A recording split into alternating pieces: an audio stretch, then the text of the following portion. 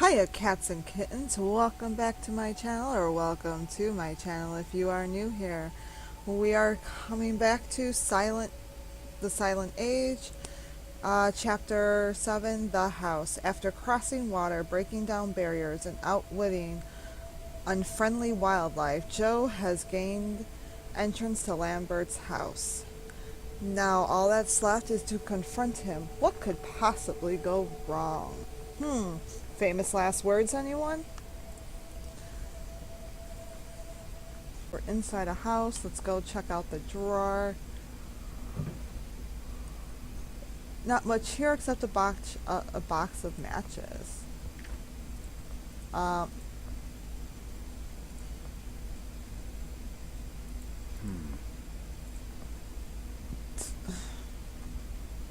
it's a triangle, but it's going in circles.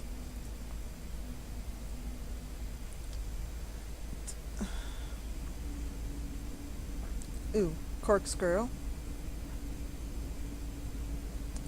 Starburst clock. Boy. This guy sure has style.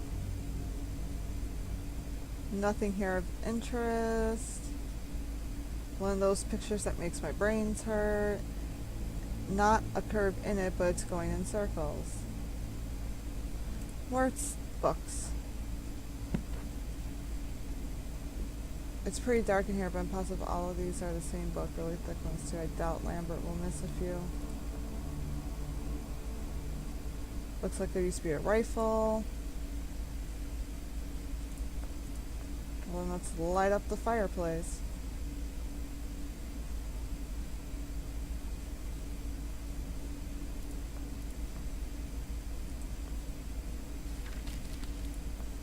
And there we go. Fahrenheit 451.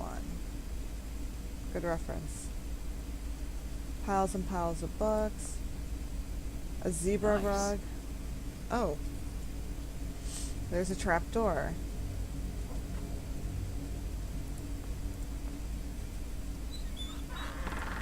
Okay, there's a piano. That's it. You're just gonna play one thing. You're not gonna go like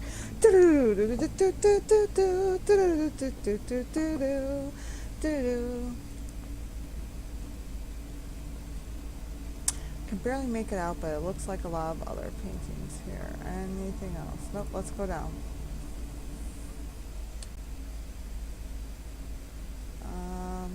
Shelves. Buttons? Kind of looks like a bunch of buttons. That's a lot of wine just for one guy. It's locked, but it doesn't feel too solid. Looks like floor plans for the house with a lot of handwritten notes. Seems like Lambert is planning a bunch of renovations.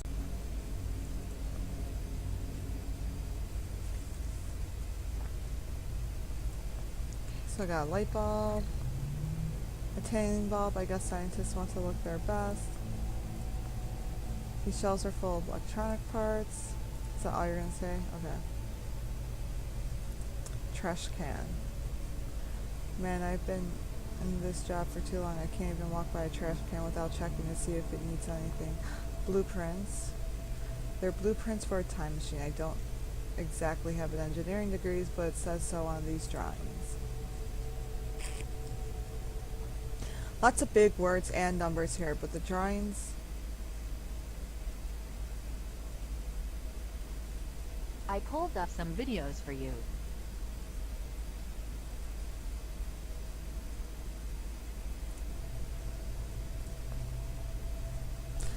They're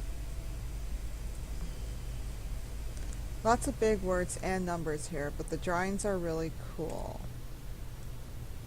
Okay.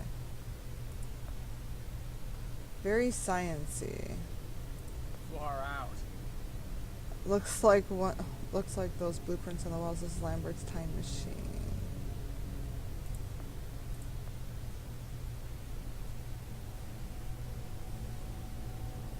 I think this thing needs more than a light bulb. You think it needs more than a light bulb? Can't get in there.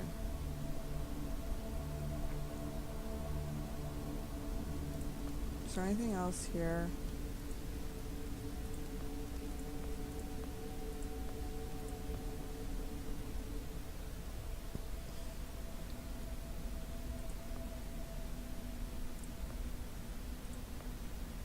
Change the light?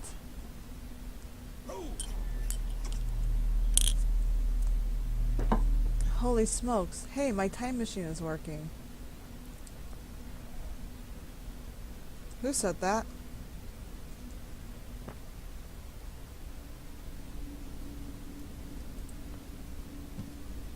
Oh, my time machine is working.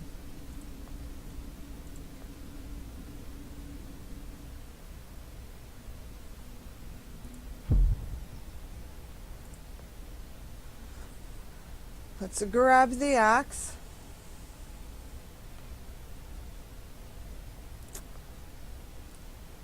Okie dokie.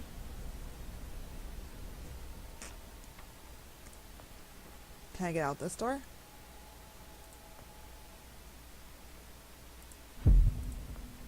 Okay.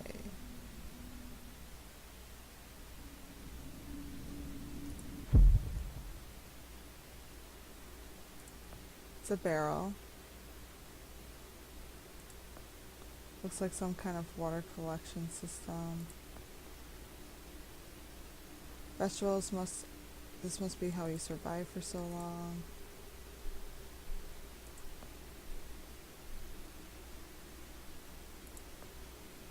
Twig.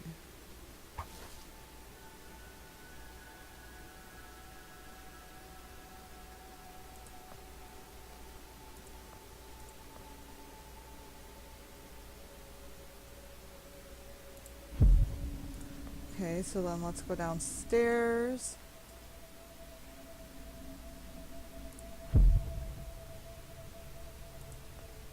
There's 2 doors now. Huh.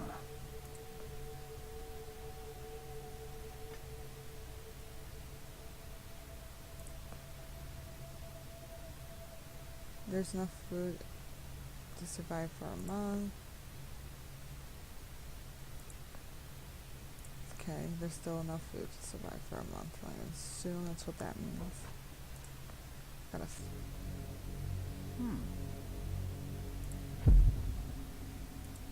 okay.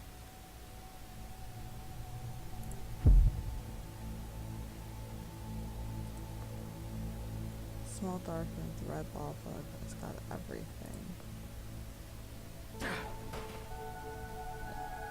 It's full of oil.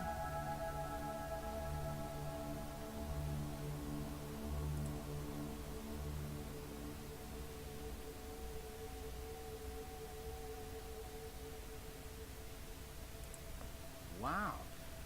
This is something according to those other blueprints. This was Lambert's first version of the time machine. It looks completely abandoned though. It's all oily now.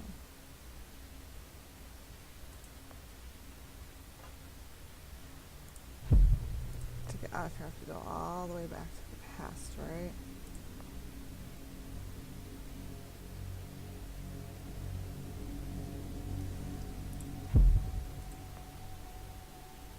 Just in case I need this, I'm gonna fill that up with water.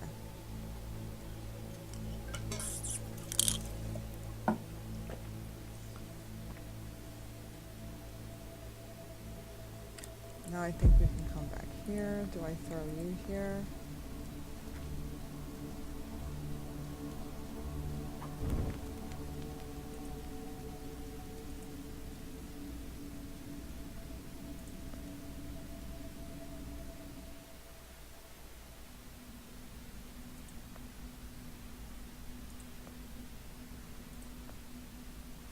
Oh, so I can't leave anymore? Ooh, I could probably clear all the vines with this.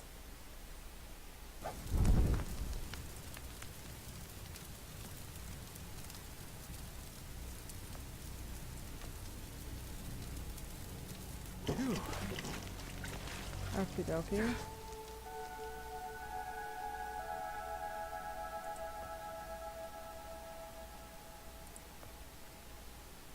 Okay, I forgot. I need this to get through everything.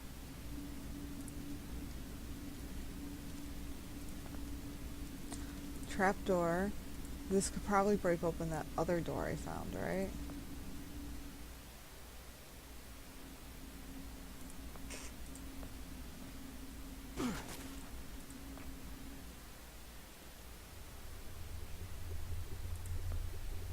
It's a bed. For a guy his age. Oh, a lava lamp. I love these. How many times I walk past those with my eyes, they always end up in the same place. Pretty. There are a couple of notebooks, March 11th, 1971. I prepared a logbook to document this is just in case something happens to me, so someone else needs to continue my work. I know it's wrong, I'm pretty sure there's the moon up there. It's a pretty neat globe. Somebody's taking good care of the fish. Lambert has to be here. What does this look like in the past? It's an electrical socket.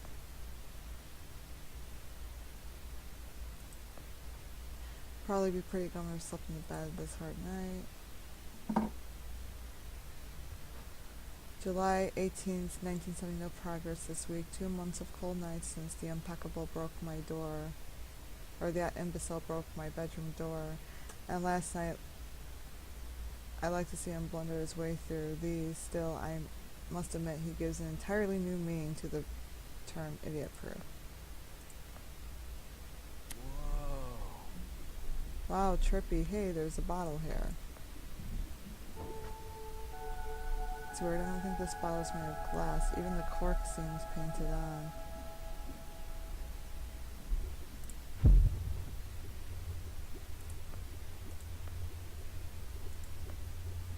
Not sure that'll work.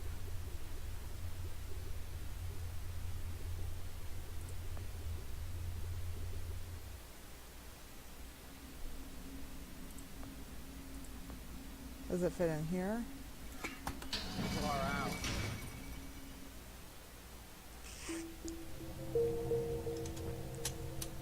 Stop right there. Hey, it's me. You Whoa, sent for whoa, me. Wait, Mr. Lambert, sir, it's me, Joe. I don't know you. What are you doing in my house? You sent me here, remember? I've done no such thing. For an intruder, you're not very bright, you know that? For all the commotion you caused getting in here, you might as well have brought a bulldozer. Now, you have exactly 5 seconds to explain what you're doing here. Or so help me God, I'm pulling this trigger and sending you on your way. Time machine. You travel to the 5. future. I was sent here. 4, Why you? 3, You told me to find you, to warn you about the end of the world. 2, You were old, with white hair, and you got shot. Oh, God, please don't shoot me, Mr. Lambert. This, you gave me this. It's an something, chrono. It's a time machine. I gave you that? Yes! I've never seen anything like it. But on the back, that's my family's signet. I made this. It's simply magnificent. I gave this to you? Why? Who are you? Name's Joe, sir. I'm just a janitor at the Archon building. I found you in a room with a big, round door in the basement labs this morning, and you were dying. You said you'd come from 40 years in the future to stop the end of the world. I guess I was the only one around, so you gave me this and told me to find you and tell you all this, and I've been there. The future, I mean. A bunch of times. And you were right, Mr. Lambert. Everyone's gone. My God, so it did come to pass. They really did it, those greedy goddamn bastards. I told them this would happen. Wait, I was dying? How? You got shot. You said you've been shot. I had to actually find you at the morgue to get this address. Shot? By whom? No, wait. Don't say anything else. You succeeded in finding me, which means anything you tell me from this point on could alter the course of action that brought you to my doorstep. The less I know, the better. So, you've seen the future. What did you see? Apocalypse. It's Post-apocalyptic. like a bad dream, sir. Everyone's gone. Buildings are coming apart. It's all just quiet. What happened, Mr. Lambert? It is Dr. Lambert. And considering all the effort you just went through to find me, not to mention bearing witness to the horrific outcome of the biggest breakthrough in the history of science, I suppose I owe you some kind of explanation. Why, yes, you do. I was 24 when I got hired by Archon, or Athena as it was called back then. Athena was one of the many weapons R&D companies formed during the Second World War. Unlike other R&D companies that had retooled themselves to pursue peacetime activities after the war, Athena had made enough money to continue chasing the next big thing in defense technologies. They Is were that a betting cat? the farm on post-war Soviet expansion, raising the level of government paranoia to create a lucrative market for esoteric weapons research. I'd say they made the right bet. Still a theoretical physicist at MIT, my thesis on the possibility of time travel via dimensional membranes got published shortly after I was hired in 1961. Company heads were so impressed, they gave me a team and a budget. Development exceeded even my own expectations. And after only 6 years, we had the first primitive version of the time machine up and running. Nice. And bad, because apparently it ended the world.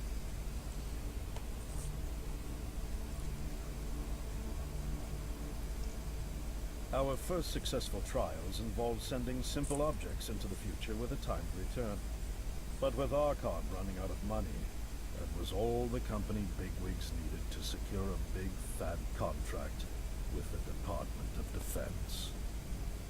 Apparently, we had sold them on the idea that the technology could be used to go back in time and strangle communism in its cradle. The reality, of course, was that it couldn't. Due to the laws of causality, you can't travel back in time beyond the point where time travel was invented. And sooner or later, we had to explain that to our benefactors. When they That makes started sense. pushing for progress reports, Archon management had to come clean, but instead chose to ease government concerns by claiming the technology could be used to bring back advanced weapons from the future. But this, too, was a lie. How so?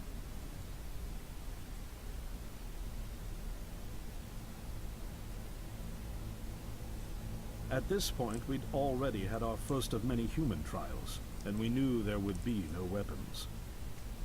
In fact, our results were as terrifying as they were baffling. Time pilots returned frenzied and confused, raving about empty streets and human remains. End of the world. At first, we assumed the city had suffered a Soviet attack in the near future and had been evacuated as a result. But as we pushed on further, the terrible reality became clear. Time pilots started returning fatally ill, dying within a day or two from painful convulsions. Some never returned. We lost several pilots, machine prototypes, and other equipment. When the first contamination erupted in the lab, we were completely unprepared, losing 3 lab technicians to what we later identified as an incredibly aggressive airborne virus.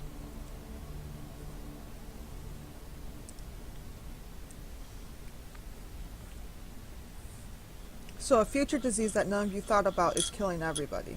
Although we weren't equipped to handle biohazards of this magnitude, management insisted we contain and study it. To keep our pilots and the virus alive long enough to study, We co-opted experimental cryotechnology from another project, Lazarus, and established a makeshift virus lab. Once again, the bigwigs managed to spin our setbacks into a success story for the Department of Defense, now claiming that the virus could be cultivated for use as a biological weapon. The team threatened to resign, but outrage was swiftly quenched by promises of massive salary increases and stock options. I didn't take the bribe. I'd witnessed the lethal efficiency of the virus firsthand. I knew there was only one way this was going to end, so I handed in my resignation and set up shop out here. For over a year I've been working to recreate the technology to bring me back in time and prevent mankind's extinction from ever happening.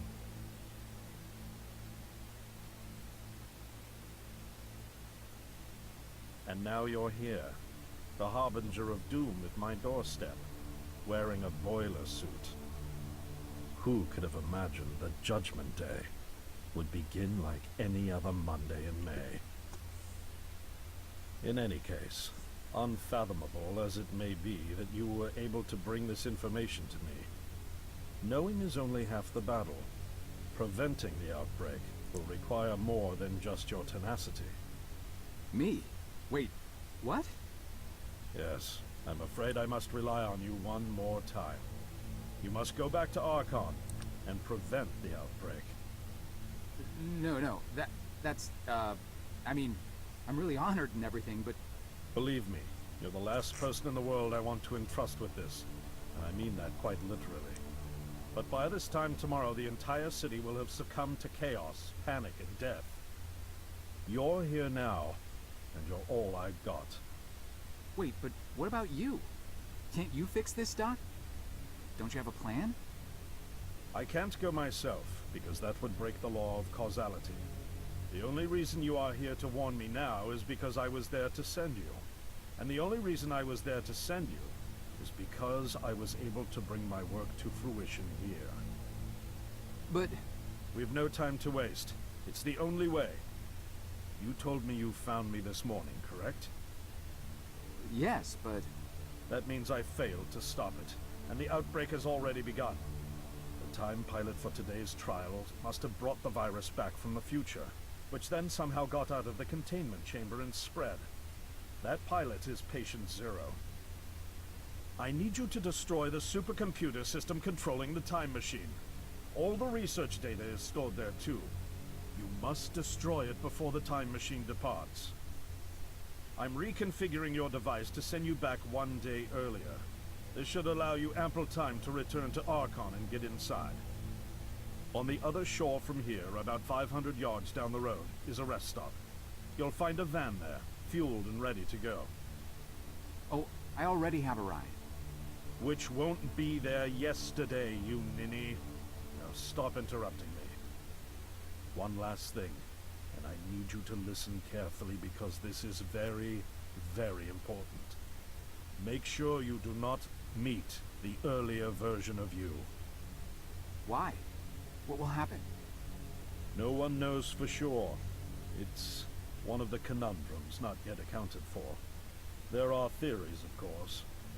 None of them pleasant. Now, let's get you ready.